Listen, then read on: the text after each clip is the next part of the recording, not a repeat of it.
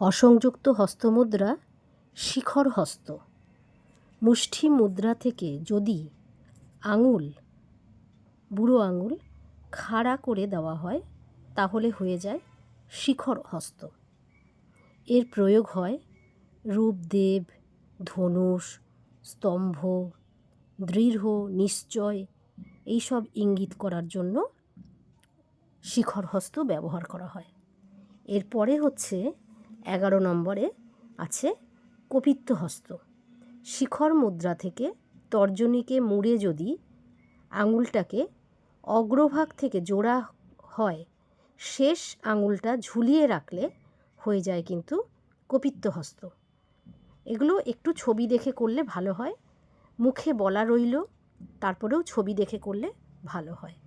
এর প্রয়োগ হয় লক্ষ্মী, সরস্বতী, গরুর দুধ দেওয়া, ফুল পাড়া,